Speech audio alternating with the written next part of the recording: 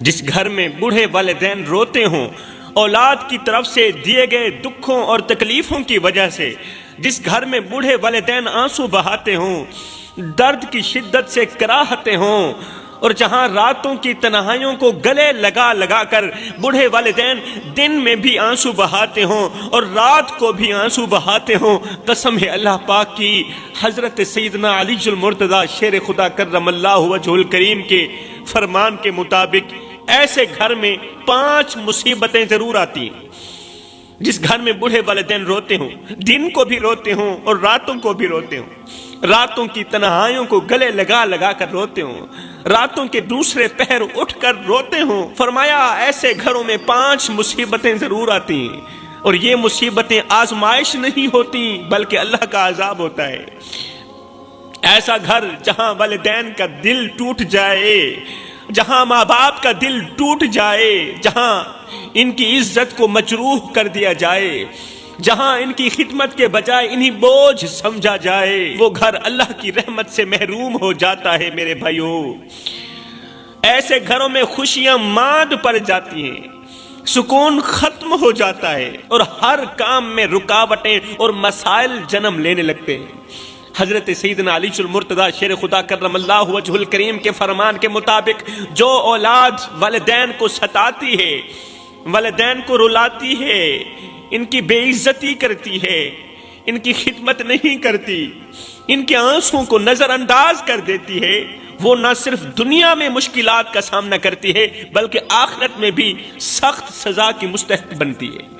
اللہ اکبر۔ رسول کریم صلی اللہ علیہ وآلہ وسلم نے فرمایا صحابہ، والدین اگر راضی ہوں تو اللہ راضی ہوتا ہے، ماں باپ اگر راضی ہوں تو اللہ راضی ہوتا ہے، اور اگر والدین ناراض ہوں تو اللہ بھی ناراض ہو جاتا ہے، پھر اللہ خفا ہو جاتا ہے۔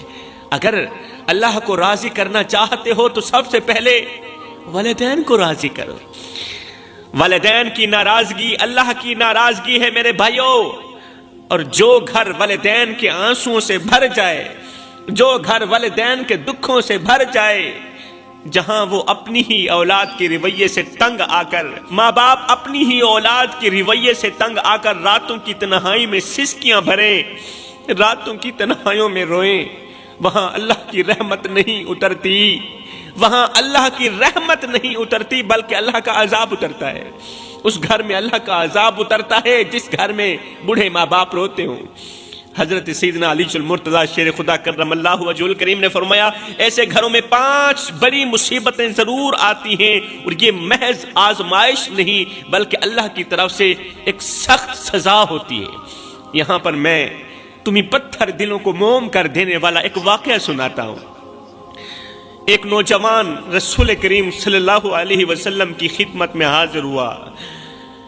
ایک نوجوان میرے کریم نبی کی خدمت میں حاضر ہوا، عرض کی یا رسول اللہ، میرا باپ میرا مال خرچ کر لیتا ہے، مجھ سے پوچھتا تک نہیں، آپ میرے باپ کو بلا کر اس کو کہو کم از کم مجھ سے پوچھ تو لیا کرے۔ رسول کریم صلی اللہ علیہ وسلم نے فرمایا جاؤ اپنے باپ کو لے کر آؤ، میں اس سے پوچھتا ہوں کہ آخر وہ تجھ سے کیوں نہیں پوچھتا، بغیر پوچھے تیرا مال کیوں خرچ کر دیتا ہے۔ نوجوان فوراً اپنے باپ کے پاس پہنچا، کہنے لگا ابا، رسول کریم نے آپ کو بلایا ہے، رسول کریم کی عدالت لگی ہے، اپنی عدالت میں آپ کو بلایا ہے۔ بوڑھے باپ کے قدم جسے زمین نے جکڑ لیے ہوں، بوڑھے باپ کا دل لرز اٹھا، آنکھوں میں بے چینی تیرنے لگی، وہ سمجھ گیا کہ رسول کریم کی عدالت میں بیٹے نے میری شکایت کر دی۔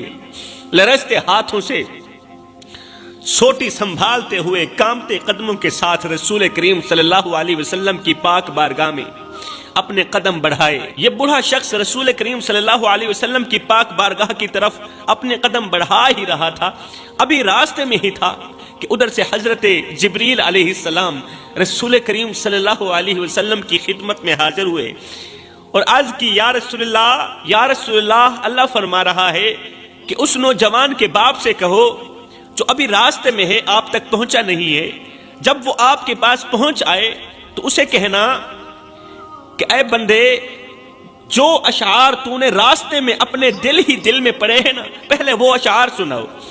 اس نوجوان کے باپ کو کہنا اے اللہ کے نیک بندے، راستے میں آتے ہوئے تو نے جو دکھ بھرے اشعار اپنے دل میں پڑھے ہیں نا، وہ اشعار ہمیں سناؤ۔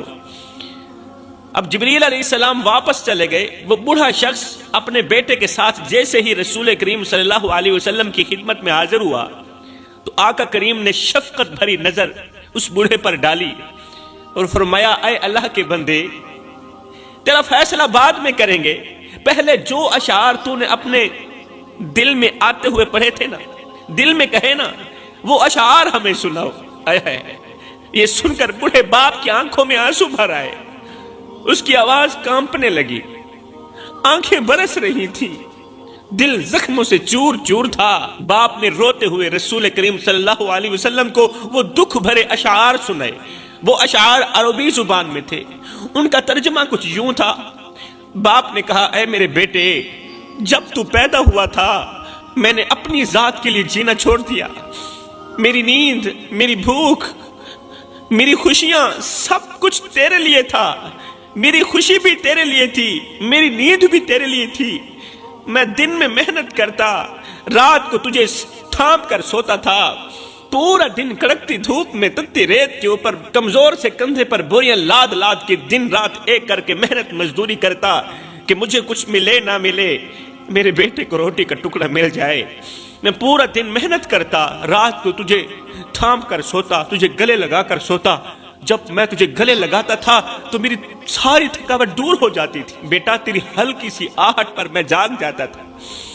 جب تجھے بخار آتا تھا نا تو میں پوری رات تیرے سرہانے بیٹھا رہتا تھا۔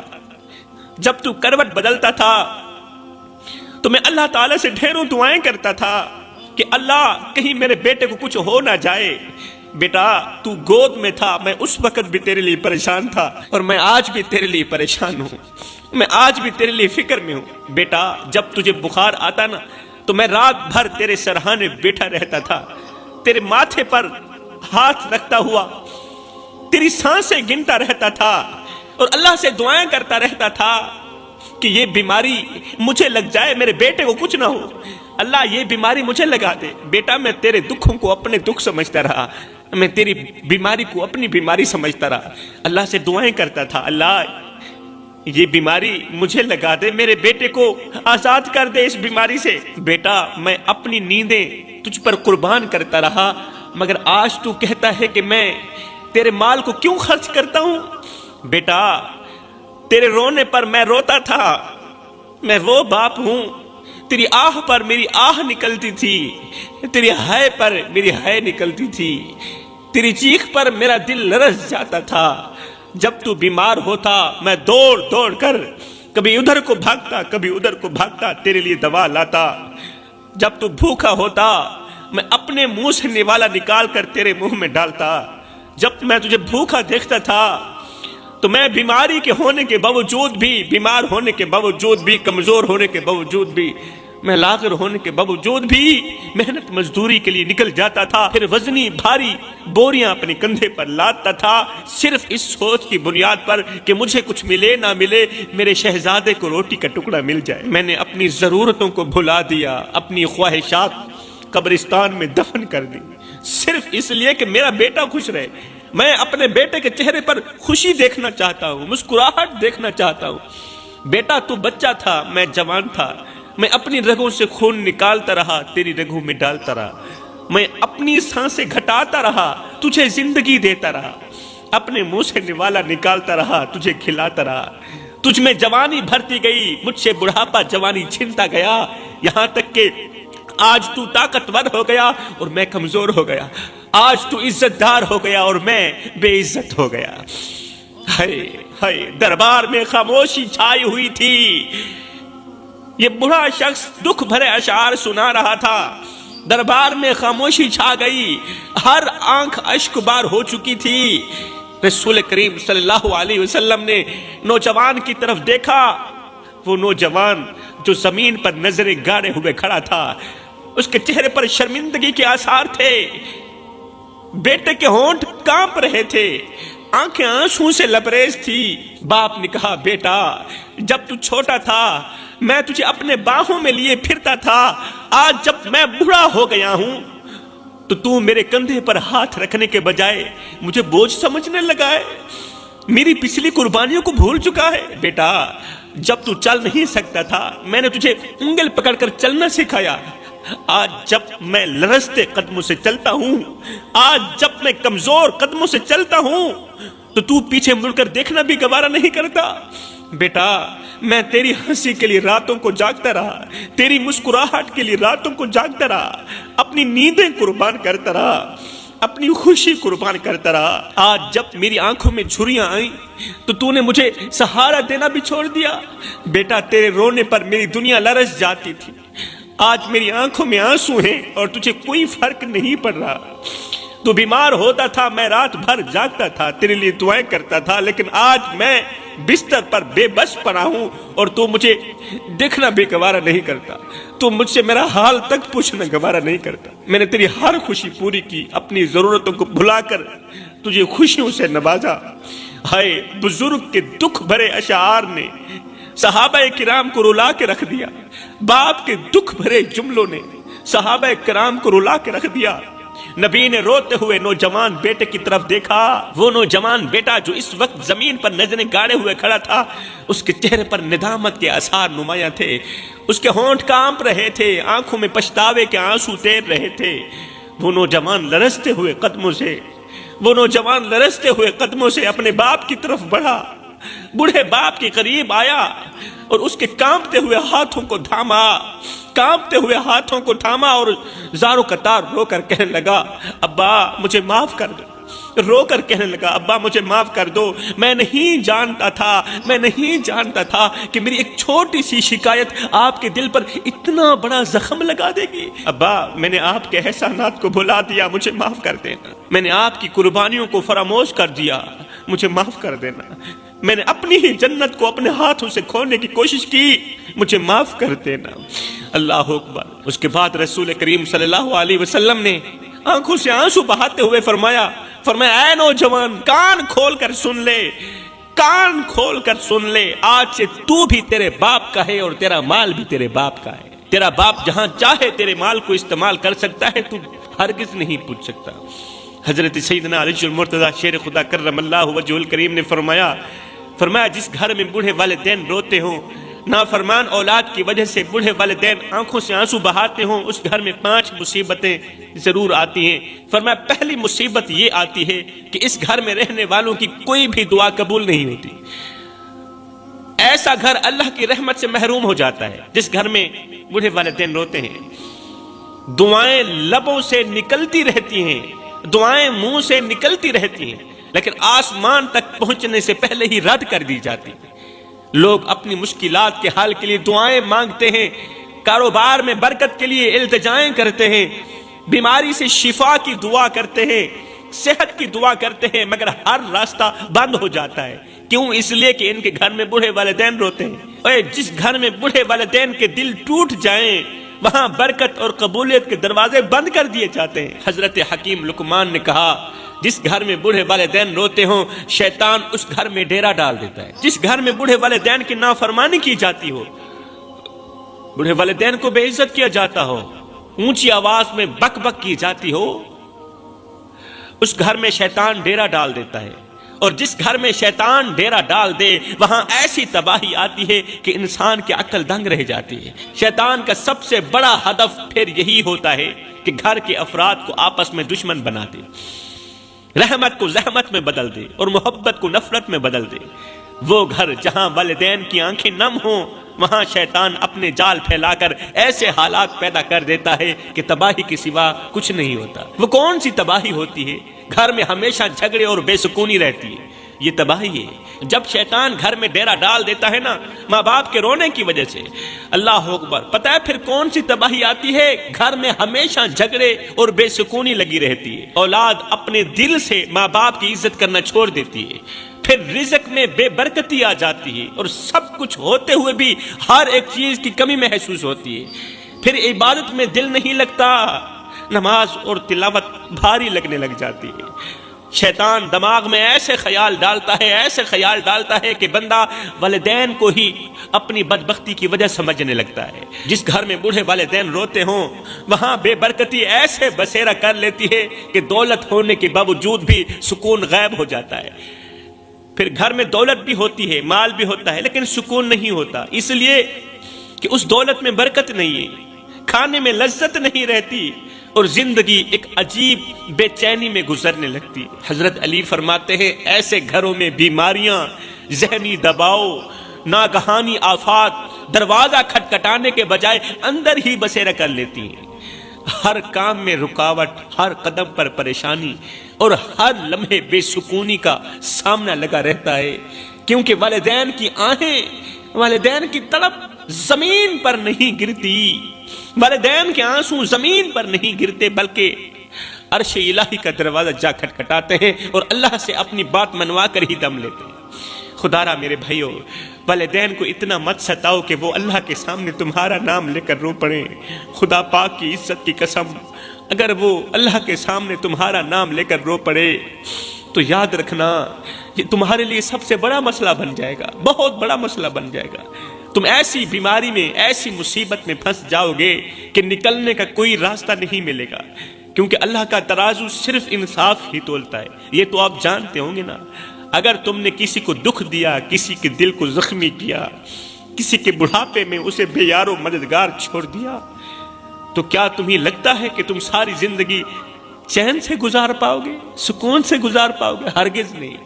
وقت کا پہیہ گھومتا ہے، جو بو گے وہی کاٹو گے، اور جب مکافات عمل آئے گا نا تو تمہیں احساس ہوگا کہ والدین کے آنسو کتنے بھاری ہوتے ہیں۔ کسی کو دکھ دے کر، کسی کو درد دے کر، کسی کو غم دے کر، کسی کی عزت والی پگڑی خاک میں ملا کے تمہیں کیا لگتا ہے کہ تم ساری زندگی ایسے ہی مسکراتے رہو گے؟ نہ بندے، نہ، بس وقت کے الٹنے کی دیر ہے، تمہاری باری بھی دور نہیں ہے، اس لیے کہ زندگی کے کسی نہ کسی موڑ پہ اپنا کیا آخر بھگتنا ہی پڑتا ہے۔ حضرت شیخ سعدی رحمت اللہ تعالی علیہ فرماتے ہیں کہ عید کا موقع تھا، میں اپنے باپ کے ساتھ عید کی نماز پڑھنے کے لیے عید گاہ کی طرف جا رہا تھا۔ شیخ سعدی فرماتے ہیں باپ کی انگل پکڑ کر میں عید کی نماز پڑھنے جا رہا تھا، تو راستے میں میں نے دیکھا کہ بچے تھے جو کھیل رہے تھے، بچوں کا ہجوم لگا ہوا تھا، بچے کھیل رہے تھے۔ میں نے کیا کیا، باپ کی انگل چھوڑی اور کھیل کود میں مست ہو گیا۔ میرا باپ آگے کو نکل گیا، لوگوں کا ہجوم تھا، بچوں کا ہجوم تھا، میرا باپ آگے کو نکل گیا اور میں بچوں میں کھیل کود میں مست ہو گیا۔ جب کھیل ختم ہوا، جب میں اپنے ہوش میں آیا، جب میں نے ادھر ادھر دیکھا، میرا باپ نہیں تھا، میرا باپ میری آنکھوں سے اوجھل تھا۔ جب میں نے باپ کی کمی محسوس کی تو میں رونے لگا، میں چیخنے لگا، باپ کو تلاش کرنے لگا۔ کہتے ہیں پاگلوں کی طرح کبھی ادھر کو بھاگتا ہوں، کبھی ادھر کو بھاگتا ہوں، ہائے میرا باپ کہاں چلا گیا، میں تنہا رہ گیا، اکیلا رہ گیا، باپ کے بغیر تو میں کچھ بھی نہیں، میرا باپ کہاں چلا گیا۔ اس سے پوچھتا ہوں، اس سے پوچھتا ہوں، اس سے پوچھتا ہوں، کسی نے بھی نہ بتایا کہ تیرا باپ کہاں ہے۔ میں باپ کو ڈھونڈ رہا تھا، ڈھونڈتے ڈھونڈتے جب تھکا تو زمین پر لیٹ گیا، اب روتا ہی چلا جا رہا تھا، اونچی اونچی آواز میں چیختا ہی چلا جا رہا تھا۔ اچانک میرا باپ بھی مجھے ڈھونڈتا ڈھونڈتا آ نکلا۔ میرا باپ جب میرے قریب آیا نا تو مجھے ڈانٹ کر کہا، او سعدی، میں نے تجھے کہا نہیں تھا میری انگل نہیں چھوڑنی، اور میں نے تجھے کہا نہیں تھا میری انگل نہیں چھوڑنی۔ او نادان، تجھے پتہ نہیں ہے کہ جو بچے باپ کی انگل چھوڑتے ہیں نا وہ اکیلے ہی رہ جاتے ہیں۔ جو بچے باپ کی انگل چھوڑتے ہیں نا تو وہ تنہا رہ جاتے ہیں، وہ اکیلے رہ جاتے ہیں، وہ اسی طرح روتے رہتے ہیں جس طرح تو رو رہا ہے، اسی طرح تنہا رہ جاتے ہیں، پھر کوئی بھی ان کے قریب نہیں آتا، پھر کوئی بھی ان کے دردوں کو نہیں سمجھتا، کوئی بھی ان کا دوست نہیں بنتا۔ اے نوجوان، ساری کائنات تجھے نیچے کو دیکھنا چاہتی ہے، تجھے گرانا چاہتی ہے، ایک تیرا باپ ہی ہے جو تجھے اوپر کو دیکھنا چاہتا ہے، جو ہر حال میں تجھے ترقی میں دیکھنا چاہتا ہے۔ بازار سے ہر چیز مل جاتی ہے مگر باپ کا پیار نہیں ملتا۔ آج گھر میں مال بھی ہے، دولت بھی ہے، پیسہ بھی ہے، اولاد بھی ہے، بیوی بھی ہے، گھر پرسکون ہے، گھر میں سب کچھ ہے، مگر گھر بوڑھے باپ کی آواز سے خالی ہے۔ گھر میں بوڑھے باپ کی آواز نہیں گونجتی، گھر میں بوڑھے باپ کی کھانسی کی آواز نہیں آ رہی، وہ کھانسی کی آواز جسے سنتے ہی سب بچے اکٹھے ہو جاتے تھے، وہ کھانسی کی آواز جو کبھی ہمیں سکون دلایا کرتی تھی۔ جب رات کی دوسرے پہر ابو کھانستے تھے تو ہمیں یقین ہو جاتا تھا، ہمیں دلاسا ہو جاتا تھا کہ شکر الحمدللہ ہم باپ والے ہیں، ہمارا باپ زندہ ہے۔ مگر آج اس کھانسی کی آواز سننے کے لیے بھی ہمارے کان ترس رہے ہیں۔ کتنے لوگ ہیں جو آج بھی بوڑھے باپ کا چہرہ دیکھنے کے لیے ترس رہے ہیں، بوڑھے باپ کی آواز سننے کے لیے ترس رہے ہیں۔ اللہ اکبر، مگر وقت گزر گیا ہے، بوڑھا باپ اس دنیا میں نہیں رہا، اور کتنے بدبخت لوگ ہیں جن کے ماں باپ زندہ ہیں، حیات ہیں، مگر وہ در بدر بھٹک رہے ہیں، لوگوں سے بھیک مانگ رہے ہیں، خیرات مانگ رہے ہیں، بھیک مانگتے ہیں لوگ، خیرات نہیں دیتے، کلیجہ پھٹنے کو آ جاتا ہے۔ ایسے منظر دیکھ کر میرے بھائیو، حضرت سیدنا علی المرتضیٰ شیر خدا نے فرمایا زندگی میں کبھی فرصت ملے تو اپنے بوڑھے والدین کے ساتھ بیٹھ جایا کرو، ان سے ان کا حال چال پوچھ لیا کرو، ان کے دکھ سن لیا کرو، ان کے درد سن لیا کرو، اس لیے کہ قیامت کے دن بوڑھے والدین کے ساتھ گزرا ہوا وقت تمہاری بخشش کا ذریعہ بنے گا۔ میں دعا کرتا ہوں اللہ تعالی ہمیں بوڑھے والدین کی خدمت کرنے کی توفیق عطا فرمائے، آمین ثم آمین، وما علینا الا البلاغ۔ آپ نے بے شمار تاریخی واقعات سنے ہوں گے، مگر جو واقعہ آج میں آپ لوگوں کو سنانے جا رہا ہوں وہ ان سب واقعات سے مختلف ہے، حیران کن ہے اور ایمان کو جھنجھوڑ دینے والا واقعہ ہے۔ خصوصاً وہ لوگ اس واقعے کو دل کے کانوں سے سنیں جو لوگ والدین کی نافرمانی کرتے ہیں، والدین کو دکھ دیتے ہیں، والدین کو درد دیتے ہیں۔ وہ لوگ اس واقعے کو دل کے کانوں سے سنیں جن لوگوں کو یاد کر کر کے ان کے والدین اللہ کے حضور آنسو بہاتے ہیں، ان کے والدین ہر وقت پریشان رہتے ہیں۔ انہی لوگوں کی وجہ سے ماں باپ راتوں کی تنہائیوں کو گلے لگا لگا کر روتے ہیں، تنہائیوں کو اپنے درد سناتے ہیں، دکھڑے سناتے ہیں، اللہ کے حضور شکوے پیش کرتے ہیں۔ وہ لوگ اس واقعے کو دل کے کانوں سے سنیں جو اس وقت غربت کی دلدل میں پھنسے ہوئے ہیں، کچھ اس طرح پھنسے ہیں غربت کی دلدل میں، اللہ تعالیٰ نے ان کو اس طرح غربت کی دلدل میں پھنسایا کہ باہر نکلنے کا کوئی راستہ ہی نہ ملا، ان کو کوئی راستہ ہی نہیں مل پا رہا۔ آج وہ راستہ لے کے آیا ہوں، غربت سے نکلنے کا ایک راستہ لے کر آیا ہوں، مصیبتوں سے نکلنے کا راستہ لے کر آیا ہوں۔ وہ لوگ یہ واقعہ دل کے کانوں سے سنیں جن کے پاس مال تو ہے، دولت تو ہے، پیسہ تو ہے، مگر سکون نہیں ہے، دل بے چین رہتا ہے، دل بے قرار رہتا ہے، دل بے اطمینانی کا سبب بنا ہوا ہے۔ جو لوگ اس وقت مصیبتوں کی دلدل میں پھنسے ہوئے ہیں، یا وہ لوگ جن سے رحمت کے فرشتے روٹھ چکے ہیں، سکون مہیا کرنے والے فرشتے روٹھ چکے ہیں، جن سے رزق میں برکت ڈالنے والے فرشتے روٹھ چکے ہیں نا، وہ لوگ یہ واقعہ دل کے کانوں سے سنیں، انشاءاللہ یاد رکھیں گے۔ اور آج کا بیان آپ لوگوں کو مصیبتوں کی دلدل سے نکالنے کے لیے سنایا جا رہا ہے۔ آج کا واقعہ آپ لوگوں کو غربت کی دلدل سے نکالنے کے لیے سنایا جا رہا ہے۔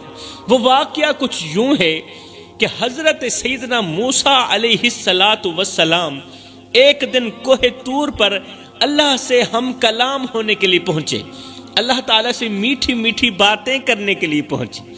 اللہ اکبر، یہ وہی مقدس مقام تھا جہاں حضرت موسیٰ علیہ السلام بارہا جاتے اور اللہ تعالیٰ سے ہم کلام ہونے کا شرف پاتے۔ اللہ تعالیٰ سے گفتگو کی سعادت کچھ ایسی تھی کہ موسیٰ علیہ السلام کے دل میں جو بھی سوال آتا تو آپ بے جھجک اللہ تعالیٰ سے پوچھ لیتے، ہر ایک سوال پوچھ لیتے۔ اب اس دن بھی حضرت موسیٰ علیہ السلام نے ایک ایسا سوال کیا، اللہ کے حضور ایک ایسا سوال کیا، اللہ کی پاک بارگاہ میں ایک ایسا سوال کیا جو انہیں بے حد حیران کر دینے والا تھا۔ بے حد حیران کر دینے والا تھا۔ حضرت موسیٰ علیہ السلام نے عرض کی، یا باری تعالی، میں جاننا چاہتا ہوں کہ جنت میں میرا ساتھی کون ہوگا، جنت میں میرا دوست کون ہوگا، میرے ساتھ رہنے والا کون ہوگا، یا جنت میں میرا قریبی کون ہوگا۔ اللہ تعالی نے فرمایا، موسیٰ، بنی اسرائیل میں ایک کسائی ہے، بنی اسرائیل میں ایک کسائی ہے جو گوشت بیچتا ہے، وہی تمہارا ساتھی ہوگا جنت میں، وہی تمہارا قرب حاصل کرے گا، وہی تمہارے ساتھ چلے گا، تمہارے ساتھ اٹھے گا بیٹھے گا، جنت میں وہی تمہارا رشتہ دار ہوگا، وہی تمہارا ساتھی ہوگا۔ کون؟ ایک کسائی۔ یہ سن کر حضرت موسیٰ علیہ السلام کو تعجب ہوا، آپ حیران ہوئے، کیونکہ وہ تو اللہ کے نبی تھے، ایک رسول جن پر اللہ نے وحی نازل کی، جنہیں بنی اسرائیل کی رہنمائی کے لیے چنا گیا رہنمائی کرنے کے لیے، بنی اسرائیل تک اللہ کا پیغام بھیجنے کے لیے جنہیں چنا گیا، ان کے ساتھ تو جنت میں کوئی نبی ہوتا، کوئی ولی ہوتا، کوئی عبادت گزار ہوتا، کوئی عابد ہوتا، زاہد ہوتا، مگر ایک کسائی، وہ بھی حضرت موسیٰ علیہ السلام کے ساتھ جنت میں رہے گا۔ موسیٰ علیہ السلام نے حیرت سے عرض کی، یا باری تعالی، میں تو تیرا نبی ہوں، اللہ، میں تو تیرا کلیم ہوں، تیرے ساتھ کلام کرنے والا، تیرے ساتھ میٹھی میٹھی باتیں کرنے والا، میں تیرے حکم پر چلنے والا، تیری امت کی رہنمائی کرنے والا، میرے ساتھ تو کوئی نبی ہونا چاہیے تھا، کوئی ولی ہونا چاہیے تھا، کوئی پیغمبر ہونا چاہیے تھا، کوئی متقی انسان ہونا چاہیے تھا، لیکن ایک کسائی، آخر وہ کون سا ایسا عمل کرتا ہے؟ اللہ، چلو کسائی ہی صحیح، اتنا بتا دے کہ آخر وہ کسائی گوشت بیچنے والا آخر ایسا کون سا عمل کرتا ہے کہ اسے یہ بلند درجہ حاصل ہوا، یہ بلند مقام ملا، بتا تو صحیح، آخر وہ تیرا کسائی بندہ کون سا ایسا عمل کرتا ہے، میں اس عمل سے آگاہ ہونا چاہتا ہوں۔ اللہ تعالی نے فرمایا، موسیٰ، ابھی تم واپس گھر چلے جاؤ، وقت آئے گا تو میں تمہیں اس کسائی کے بارے میں بتا دوں گا، وقت آنے دو، سب کچھ پتہ چل جائے گا۔ اللہ کا حکم سنتے ہی حضرت موسیٰ علیہ السلام واپس اپنے گھر چلے گئے، لیکن موسیٰ علیہ السلام کے دل میں یہ سوال مسلسل گردش کر رہا تھا کہ آخر وہ کسائی کون ہے اور کون سا ایسا عمل کرتا ہے جو اسے ایک نبی کا ساتھی بنایا گیا، نبی بھی موسیٰ جیسا، موسیٰ کلیم جیسا۔ چند دن گزرے ہی تھے کہ حضرت موسیٰ علیہ السلام ایک سفر کے لیے نکلے۔ آپ نے دیکھا کہ راستے میں ایک عورت ہے جو زار و قطار رو رہی۔ موسیٰ علیہ السلام سفر کی طرف جا رہے، راستے میں ایک عورت زار و قطار رو رہی تھی، آنکھوں میں آنسو، چہرے پر دکھ کے آثار۔ حضرت موسیٰ علیہ السلام اس عورت کے قریب پہنچے اور پوچھا، اے اللہ کی بندی، بتا تو صحیح، تو کیوں رو رہی ہے؟ تیرے رونے کی وجہ کیا ہے؟ تیرے چہرے پر گھبراہٹ کے آثار ہیں، پریشانیوں کے آثار ہیں، بتا تو صحیح، تو کیوں رو رہی ہے؟ عورت نے جلدی سے اپنے آنسو پوچھے اور کہا، اے اللہ کے نبی، ایک بات تو بتائیں، کیا آپ کوہ طور پر جا رہے ہیں؟ اے اللہ کے نبی، کیا آپ کوہ طور پر جا رہے ہیں؟ کیا آپ اللہ سے ہم کلام ہونے کے لیے جا رہے ہیں؟ موسیٰ علیہ السلام نے فرمایا، ہاں، میں اپنے رب سے ہم کلام ہونے کے لیے جا رہا ہوں۔ عورت نے بے چینی سے کہا، بے صبری سے کہا، اے اللہ کے نبی، میں برسوں سے دعا کرتی چلی جا رہی ہوں، میں برسوں سے دعا کر رہی ہوں، سجدوں میں گڑ گڑا کر روتی ہوں، راتوں کو جاگ کر اللہ سے معافی مانگتی ہوں، مگر اللہ میری سنتا ہی نہیں، مگر میری دعا قبول نہیں ہوتی، اے اللہ کے نبی، میں بے اولاد ہوں۔ آپ جانتے ہوں گے کہ ایک بے اولاد عورت کیا مانگتی ہے، وہ اولاد کے سوا کچھ نہیں مانگتی۔ میرے نصیب میں اولاد نہیں کیا؟ میں دن رات اللہ سے دعائیں کرتی ہوں، اللہ مجھے اولاد عطا کر، کیا میرے نصیب میں اولاد نہیں لکھی گئی؟ اے موسیٰ، اگر کوہ طور پر جا رہے ہو نا تو اللہ سے ضرور پوچھئے گا کہ وہ مجھے اولاد کیوں نہیں دیتا، اللہ تعالیٰ نے مجھے بے اولاد کیوں رکھا ہوا ہے، مجھے اولاد کیوں نہیں دے رہا، اولاد کی دعا اللہ تعالیٰ کیوں قبول نہیں کر رہا، اللہ تعالیٰ سے ضرور پوچھئے گا۔ میں آخر کب تک اس آزمائش میں رہوں گی، کب تک بے اولادی کی پریشانی میں رہوں گی، اللہ تعالیٰ سے ضرور پوچھے گا۔ حضرت موسیٰ علیہ السلام نے اس عورت کی بات سنی اور وعدہ کیا کہ وہ اللہ سے اس بارے میں ضرور پوچھیں گے کہ اللہ تعالیٰ تجھے اولاد کیوں نہیں دے رہا۔ اب جیسے ہی حضرت موسیٰ علیہ السلام کوہ طور پر پہنچے اور اللہ تعالیٰ سے مناجات کرنے لگے، بات چیت کرنے لگے، تو اس عورت کا ذکر کرتے ہوئے حضرت موسیٰ علیہ السلام نے کہا، یا باری تعالیٰ، تیری ایک بندی برسوں سے اولاد کے لیے دعا مانگ رہی ہے، برسوں سے اولاد کے لیے دعا مانگ رہی ہے، آج وہ فریاد کر رہی تھی کہ اس کا نصیب کیوں خالی ہے، اس کے دامن میں اولاد کیوں نہیں آ رہی، آخر اس کی دعا قبول کیوں نہیں ہوتی، اس کی دعا قبولیت کے دروازے تک کیوں نہیں پہنچتی، اس کی دعا قبولیت کے دروازے تک جانے سے پہلے رد کیوں کر دی جاتی ہے۔ اللہ نے فرمایا، میرے موسیٰ، میں نے اس عورت کے نصیب میں اولاد نہیں لکھی، جا کر اسے کہہ دینا کہ تمہاری تقدیر میں اولاد نہیں لکھی گئی۔ موسیٰ، جا کر اس عورت کو کہہ دینا کہ دعا مانگنے کی کوئی ضرورت نہیں ہے، تمہارے نصیب میں، تمہاری تقدیر میں اولاد نہیں لکھی گئی۔ حضرت موسیٰ علیہ السلام واپس لوٹے اور اس عورت کو پیغام دیا کہ اے اللہ کی بندی، میں نے تیرے بارے میں اللہ سے پوچھا تھا، اللہ نے فرمایا کہ تیرے نصیب میں اولاد نہیں لکھی گئی۔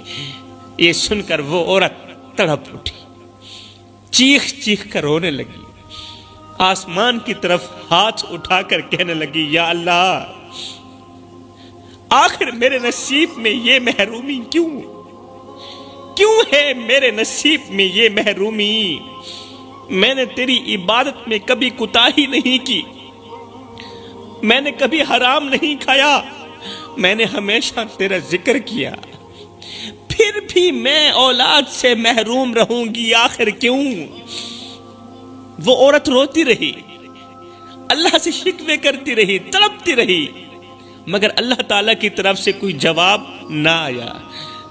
کچھ دن اور گزرے، وہ عورت اپنے گھر میں بیٹھی ہوئی تھی، وہی بے اولاد عورت اپنے گھر میں اپنے شوہر کے ساتھ بیٹھی تھی، دل میں وہی اداسی، وہی غم کہ کاش میری بھی اولاد ہوتی، میرے گھر میں بھی بچے کھیلتے۔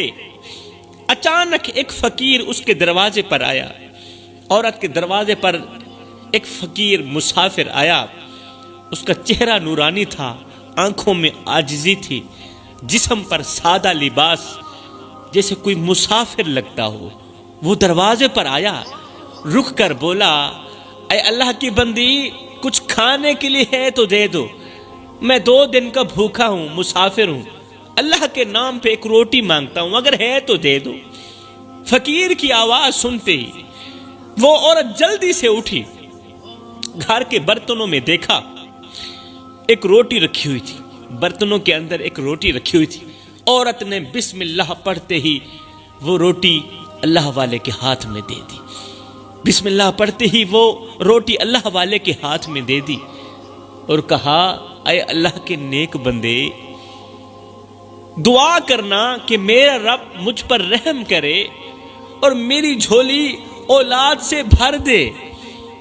اے اللہ کے نیک بندے، اے مسافر، میں نے سنا ہے کہ مسافروں کی دعا رد نہیں ہوتی، میں نے سنا ہے مسافروں کی دعا ہر حال میں قبول ہوتی ہے، میں نے سنا ہے جب کوئی مسافر تمہارے دروازے پر آئے تو حسب استطاعت مسافر کو کھانا دینا، مسافر کو پانی دینا، اور جب مسافر گھر سے روانہ ہونے لگے، تمہارے گھر سے جانے لگے، تو اسے ڈھیروں دعاؤں کے ساتھ رخصت کرنا، اور ہاں جاتے جاتے ان سے کوئی دعا ضرور لے لینا۔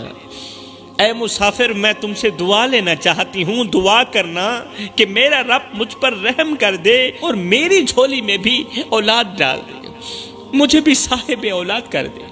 اللہ والے نے مسکرا کر دعا دی، مسافر نے مسکرا کر دعا دی کہ اے عورت، اللہ تجھے 7 بیٹے عطا کرے۔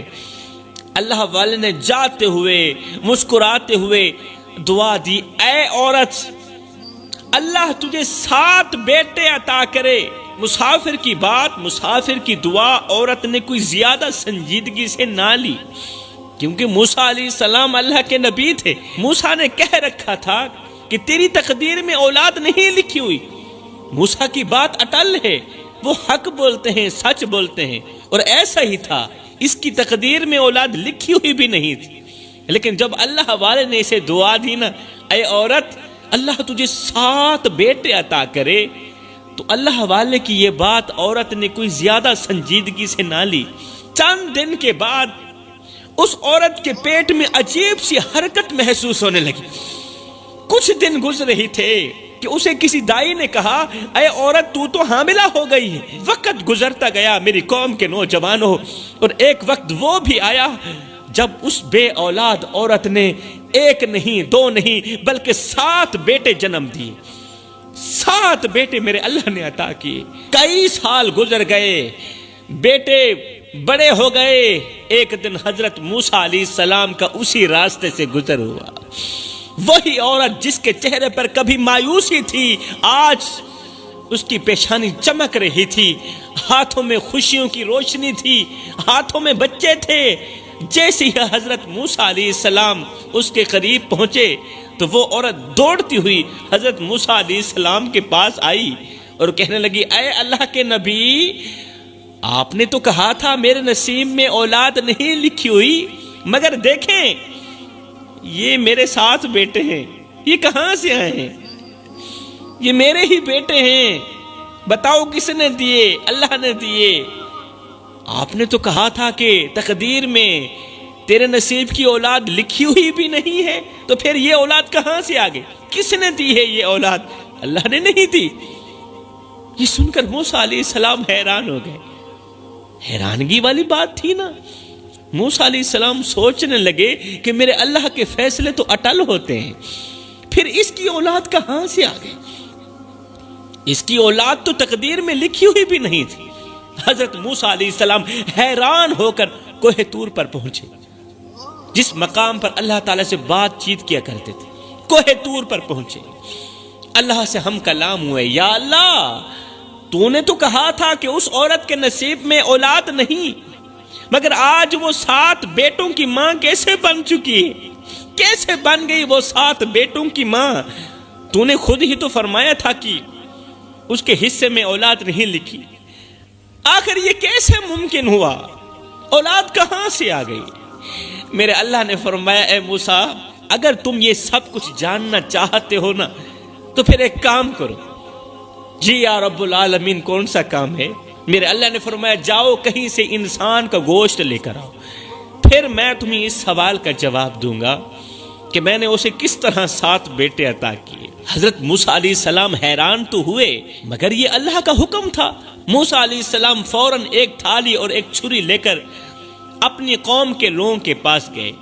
موسیٰ علیہ السلام قوم کے لوگوں کے پاس گئے اور کہا، اے بنی اسرائیل، اللہ نے مجھے انسان کا گوشت لے کر آنے کا حکم دیا ہے۔ میرے اللہ کو انسان کے گوشت کی ضرورت پڑ گئی ہے۔ اللہ نے حکم دیا ہے کہ میں انسان کا گوشت لے کر آؤں۔ کیا تم میں سے کوئی ہے جو اپنے جسم سے گوشت کا ایک ٹکڑا دے سکے؟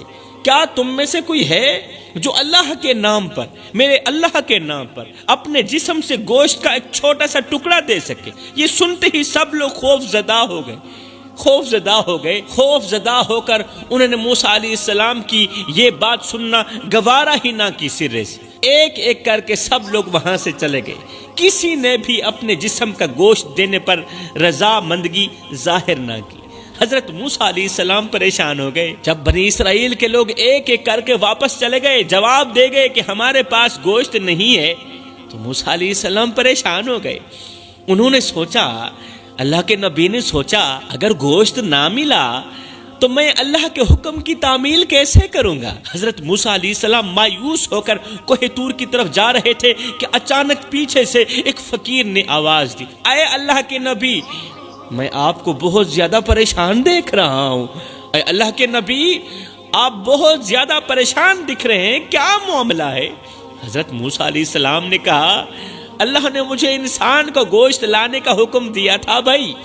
اللہ نے کہا تھا کہ مجھے انسان کے گوشت کی ضرورت ہے، جاؤ کسی انسان کا گوشت لے کر آؤ. اللہ نے مجھے انسان کا گوشت لانے کا حکم دیا ہے، مگر میں نے پوری قوم میں سے ہر ایک سے گوشت مانگا، ہر ایک چھوٹے سے لے کر بڑے تک ہر ایک آدمی سے گوشت مانگا، سب نے انکار کر دیا، سب نے انکار کر دیا. کسی نے بھی اللہ کے نام پر گوشت دینا گوارا نہیں کیا، لہذا گوشت تو نہیں ملا. اب میں خالی ہاتھ واپس جا رہا ہوں، سوچ رہا ہوں کہ اللہ کو کیا جواب دوں گا، اللہ کو کیا جواب دوں گا کہ کسی نے بھی تیرے نام پر گوشت دینا گوارا نہیں کیا.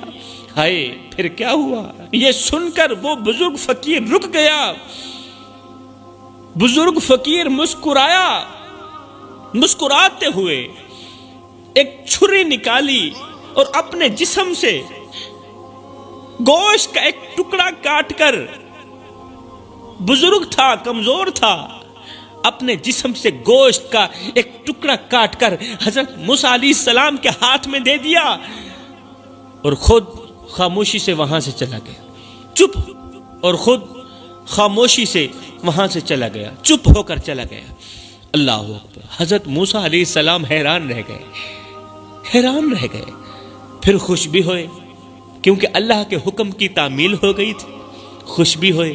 حضرت موسیٰ علیہ السلام اللہ کے حکم کی تعمیل کے لیے اس گوشت کو لے کر فوراً کوہ طور کی طرف روانہ ہوئے، فوراً کوہ طور کی طرف روانہ ہوئے اور اللہ کے حضور عرض کی، یا باری تعالیٰ، میں انسان کا گوشت لے کر حاضر ہوں. اللہ، مجھے انسان کا گوشت مل گیا ہے. میں نے اپنی قوم کے ہر ایک فرد سے گوشت مانگا مگر سب نے انکار کر دیا، کوئی بھی تیار نہ ہوا. مگر ایک بزرگ فقیر نے کمزور سے آدمی نے جیسے ہی تیرا نام سنا نا تو فوراً اپنے جسم کا گوشت کاٹ کر میرے حوالے کر دیا. جیسے ہی بزرگ فقیر نے تیرے جیسے رب کا نام سنانا، اللہ کا نام سنانا، اس نے کہا، اچھا میرے رب کو گوشت کی ضرورت پڑ گئی ہے، آؤ نا میں دیتا ہوں گوشت. اس نے چھرا مارا، بوٹی نکال کر دے دی. اللہ، میں گوشت لے کر حاضر ہوں. اللہ، تیرے نام پر کسی نے بھی گوشت کا ٹکڑا دینا گوارا نہ کیا. خالی ہاتھ مایوسی کے عالم میں واپسی کی طرف آ رہا تھا. ایک بزرگ فقیر نے جب مجھے دیکھا، پریشان حال دیکھا، تو اس نے کہا، موسیٰ، یہ کیسے ہو سکتا ہے میرے رب کو گوشت کی ضرورت ہو اور میں اپنی جان پیاری کروں؟ یہ کیسے ہو سکتا ہے؟ اب اللہ کا فرمان سنی. اللہ نے فرمایا، اے موسیٰ، میں نے مانگا تو گوشت ہی تھا اور وہ گوشت آپ کے جسم میں بھی تھا، وہ گوشت تیرے جسم میں بھی تھا. گوشت کے لیے کسی اور کے پاس جانے کی ضرورت ہی نہیں تھی. میں نے انسانی گوشت مانگا تھا اور وہ انسانی گوشت تمہارے اندر بھی موجود تھا. اب اگر تم غور کرو موسیٰ، اب اگر تم غور کرو تو تمہارے سوال کا جواب مل چکا ہے. اللہ نے فرمایا، اے موسیٰ، وہ جو میرے نام پہ اپنے جسم کی ایک ایک بوٹی قربان کرنے کے لیے تیار ہے، موسیٰ، وہ بزرگ، وہ فقیر جو میں رب کے نام پہ اپنے جسم کی ایک ایک بوٹی قربان کرنے کے لیے تیار ہے، کیا میں اس فقیر کی دعا سے ایک بے اولاد عورت کو 7 بچے بھی نہیں دے سکتا؟ اللہ اکبر. موسیٰ، وہ فقیر جو میں رب کے نام پہ اپنے جسم کی ایک ایک بوٹی قربان کرنے کے لیے تیار ہے، کیا میں رب ہو کر فقیر کی دعا سے ایک بے اولاد عورت کو 7 بچے بھی نہیں دے سکتا؟ کیا میں اس فقیر کے کہنے پر لکھی گئی تقدیر نہیں مٹا سکتا؟ جو میرے لیے اپنا وجود مٹا سکتا ہے، جو فقیر میرے لیے اپنا وجود مٹا سکتا ہے، میں اس کے لیے لکھی گئی تقدیر کیوں نہیں مٹا سکتا؟ کیوں نہیں مٹا سکتا؟ حضرت موسیٰ علیہ السلام حیرت میں پڑ گئے، حیرت میں پڑ گئے اور واپس لوٹ آئے۔ حیرت کے عالم میں گم سم ہو کر حضرت موسیٰ علیہ السلام گھر چلے گئے، مگر کچھ دنوں بعد ایک اور سوال ان کے ذہن میں پیدا ہوا، ایک اور سوال موسیٰ علیہ السلام کے ذہن میں پیدا ہوا کہ اللہ نے جو فرمایا تھا کہ ایک کسائی جنت میں میرے ساتھ ہوگا، مگر آخر وہ کسائی ہے کون؟ اللہ۔ اور وہ ایسا کون سا عمل کرتا ہے جس کی وجہ سے وہ جنت میں نبی کے ساتھ رہے گا، اتنا بڑا مقام پائے گا؟ میں نے اللہ سے سوال کیا تھا اور اللہ نے فرمایا تھا وقت آنے دو، تمہارے سوال کا جواب مل جائے گا۔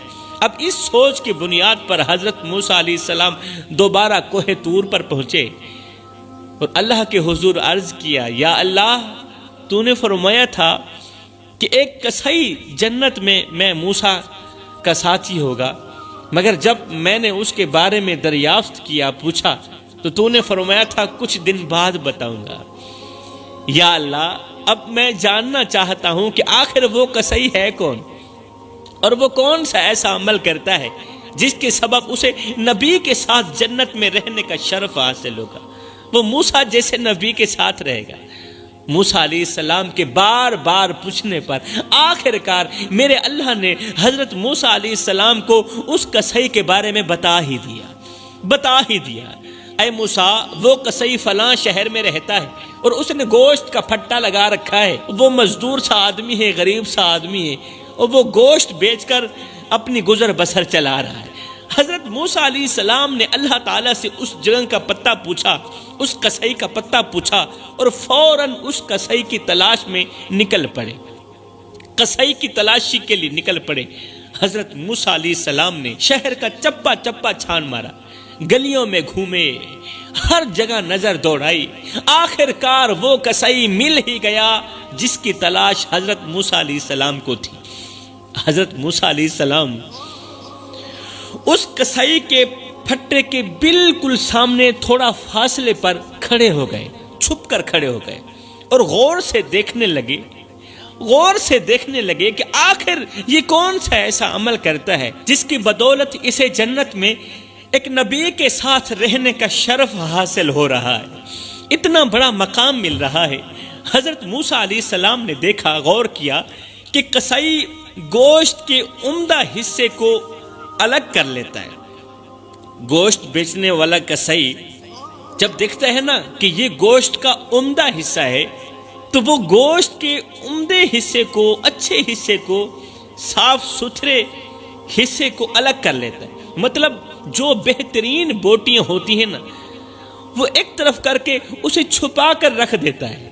اللہ اکبر۔ اور جب کوئی گاہک آ کر ان اچھی بوٹیوں کو خریدنا چاہتا ہے تو کسائی صاف انکار کر دیتا ہے، کہتا ہے چاہے تم مجھے جتنا بھی پیسہ دو، میں یہ گوشت ہرگز فروخت نہیں کروں گا، یہ عمدہ گوشت ہرگز فروخت نہیں کروں گا، کیونکہ یہ بہت ہی عمدہ گوشت ہے اور اسے میں نے عمدہ جگہ پر خرچ کرنے کے لیے الگ رکھا ہوا، اسے میں نے ایک خاص جگہ پر خرچ کرنے کے لیے الگ رکھا ہوا۔ حضرت موسیٰ علیہ السلام یہ دیکھ کر حیران رہ گئے، انہیں سمجھ نہیں آ رہی تھی کہ آخر یہ عمدہ گوشت کہاں اور کس کے لیے رکھا جا رہا ہے۔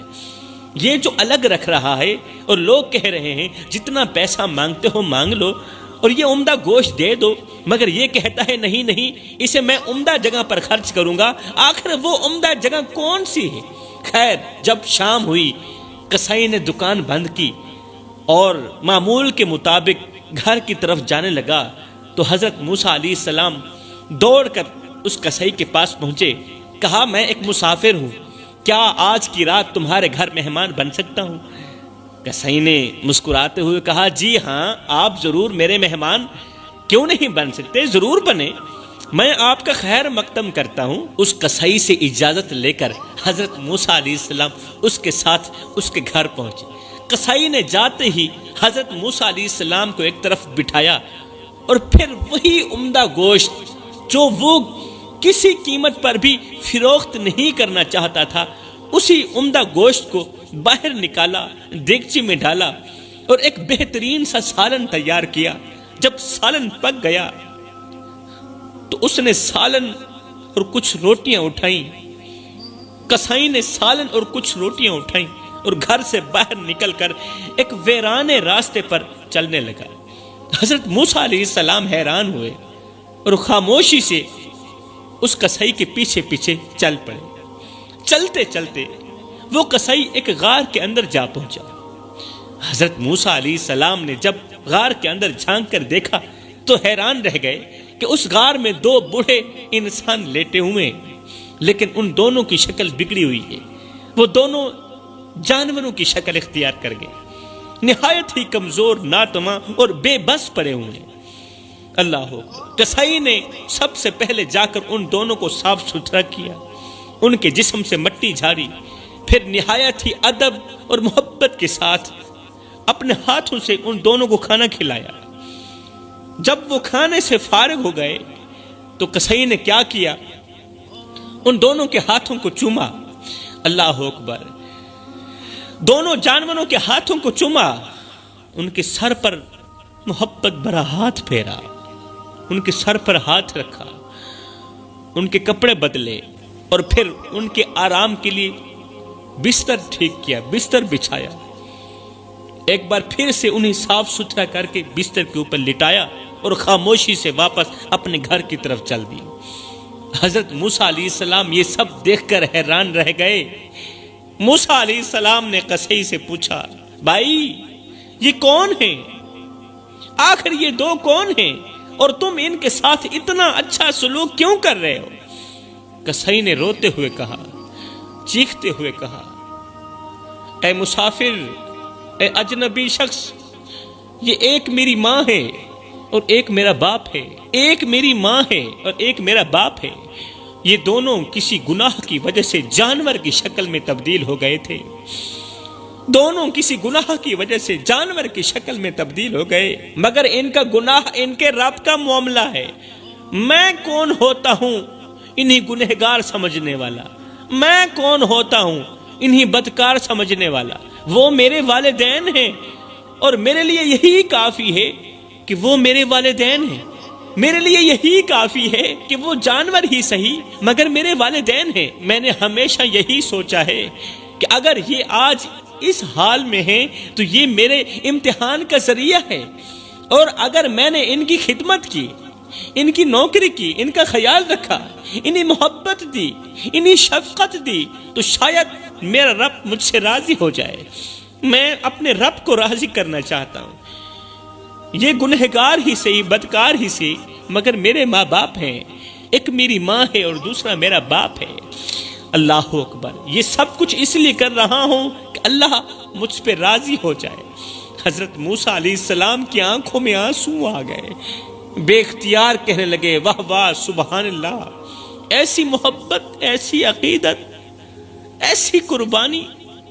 پھر حضرت موسیٰ علیہ السلام نے کسائی سے پوچھا، دنیا میں تیری کوئی خواہش ہو جو ابھی تک پوری نہ ہوئی ہو؟ میں تیری خواہش پوری کرنا چاہتا ہوں، بتا کون سی تیری خواہش ہے؟ کسائی نے کہا، اے مسافر، میری دو خواہشیں ہیں۔ پہلی یہ ہے کہ میں حضرت موسیٰ علیہ السلام سے ملاقات کرنا چاہتا ہوں۔ میری دو خواہشیں، پہلی خواہش یہ ہے کہ میں موسیٰ علیہ السلام سے ملاقات کرنا چاہتا ہوں، اپنی ان آنکھوں سے موسیٰ علیہ السلام کو دیکھنا چاہتا ہوں۔ میں چاہتا ہوں میری آنکھیں ہوں اور موسیٰ کا دیدار ہو۔ اور دوسری خواہش یہ ہے کہ موت کے بعد جنت میں بھی حضرت موسیٰ علیہ السلام کے قریب رہنا چاہتا ہوں۔ دنیا میں موسیٰ علیہ السلام کی زیارت کرنا چاہتا ہوں اور موت کے بعد جنت میں موسیٰ علیہ السلام کے بالکل قریب رہنا چاہتا ہوں۔ یہ سن کر موسیٰ علیہ السلام کی آنکھوں میں آنسو نکل پڑے۔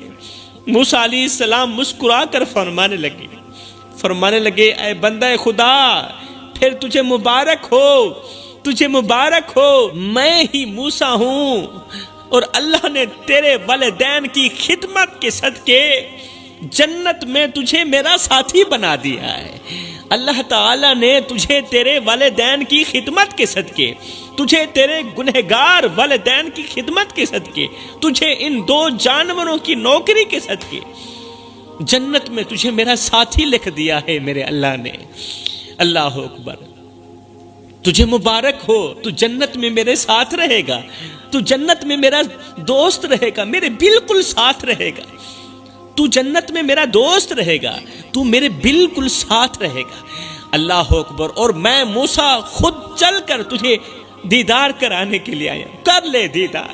ہائے، یہ سن کر وہ قصائی بے ساختہ سجدے میں گر گیا اور روتے ہوئے کہنے لگا، یا اللہ تیرا لاکھ لاکھ شکر ہے کہ تو نے میری نوکری قبول کر لی، میرے ماں باپ کی خدمت قبول کر لی، اور مجھے انعام یہ دیا، والدین کی خدمت کا صدقہ مجھے جزا یہ دی کہ دنیا میں موسیٰ علیہ السلام کو میرے گھر میں بلا کر مجھے دیدار بھی کرا دیا، اور میری آخرت والی جنت والی موسیٰ علیہ السلام کے قریب رہنے والی، موسیٰ علیہ السلام کے ساتھ میں رہنے والی میری دوسری خواہش بھی پوری کر لی۔